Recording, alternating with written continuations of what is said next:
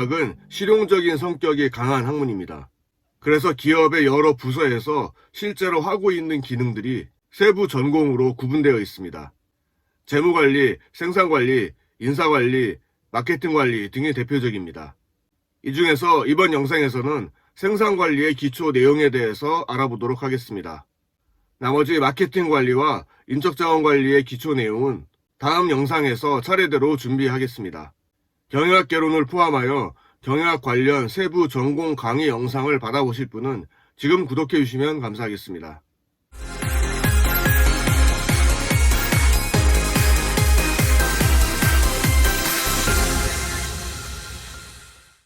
먼저 기업의 생산 활동에 대해 알아보겠습니다.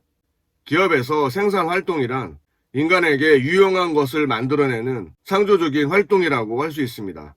그 유용한 것이란 보통 소비자가 원하는 제품이나 서비스를 의미합니다. 따라서 생산 활동의 개념은 소비자가 원하는 제품이나 서비스를 생산하기 위해 투입된 자원을 산출물로 변환시키는 시스템이라고 할 수 있습니다. 이 산출물이 눈에 보이는 제품만 있는 것이 아니라 무형의 서비스도 있기 때문에 생산 운영 활동이라고 표현하기도 합니다. 서비스는 생산과 동시에 소비되는 특성이 있기 때문입니다.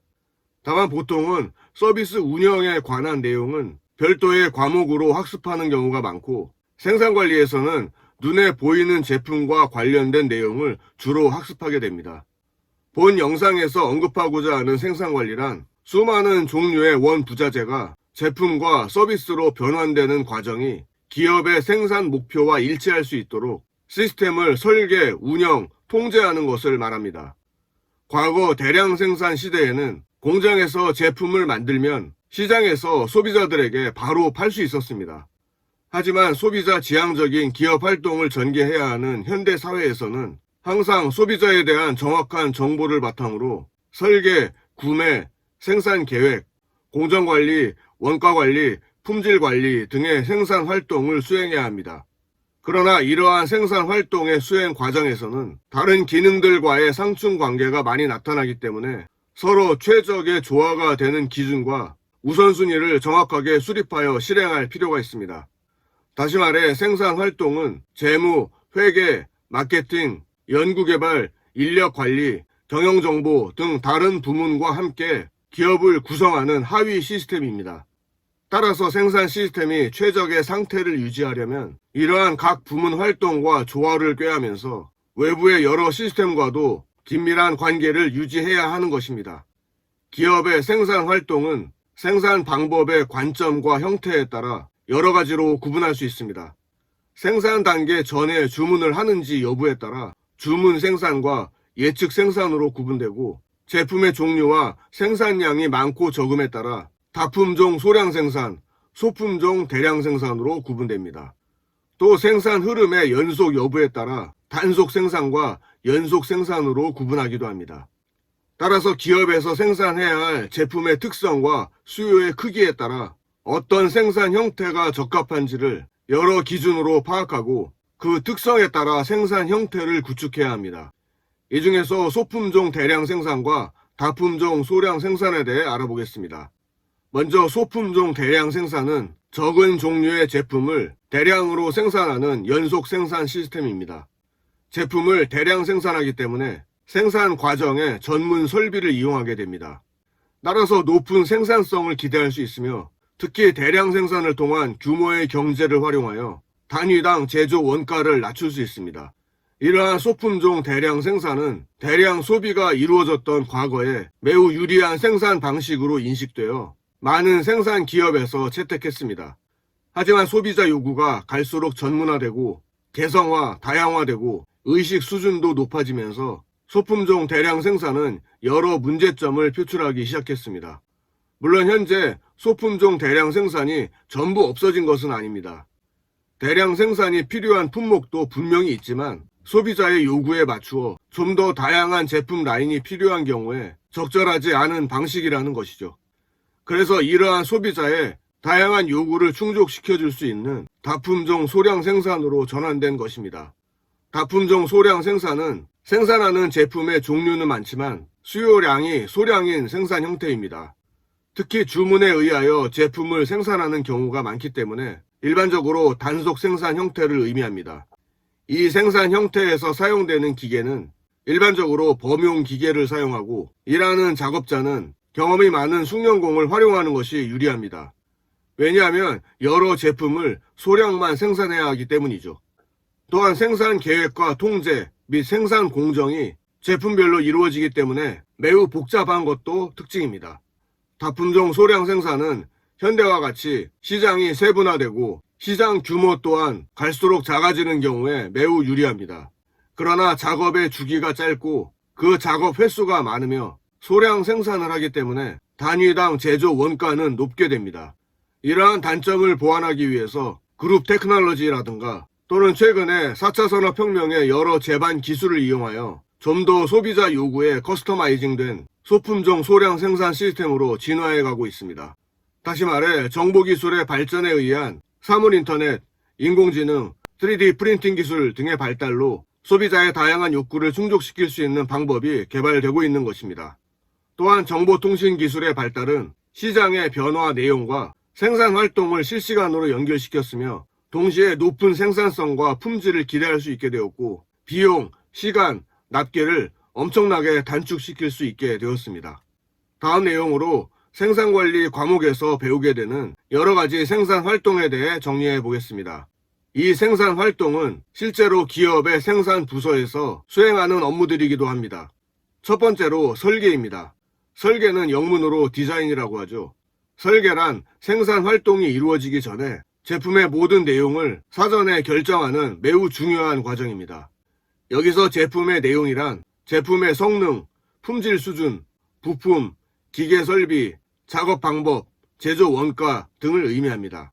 여기에는 소비자의 요구사항이 모두 포함되어야 하기 때문에 정확한 정보와 치밀한 분석이 필요합니다.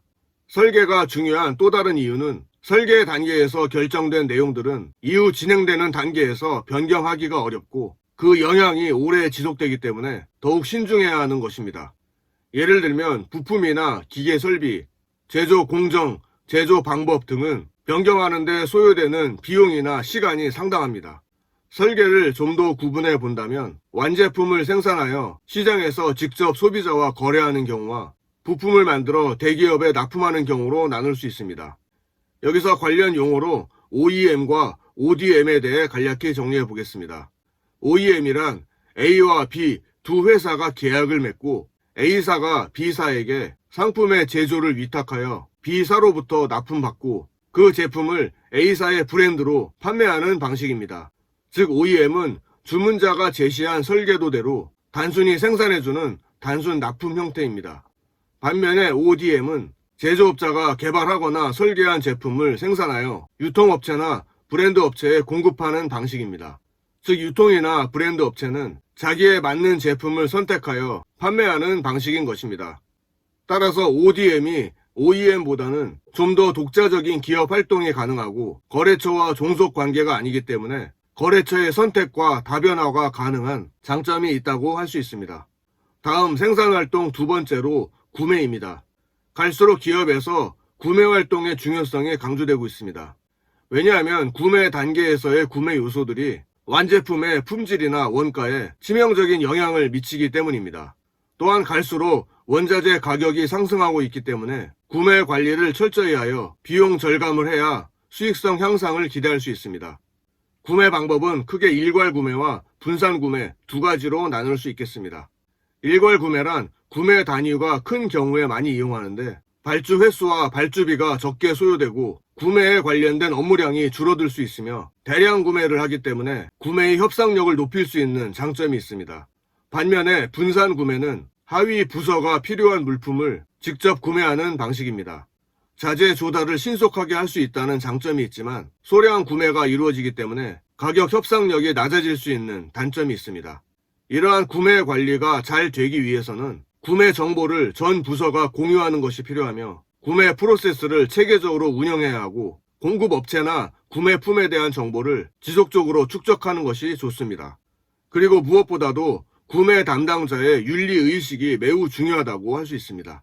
다음 세 번째로 생산 계획입니다. 생산 계획은 생산 활동 이전에 여러 가지 정보를 토대로 생산할 제품의 수량, 생산 방법, 일정 등에 관한 내용을 구체화하는 것을 말합니다. 다음 세 번째로 공정관리입니다. 여기서 공정이란 프로세스를 의미합니다.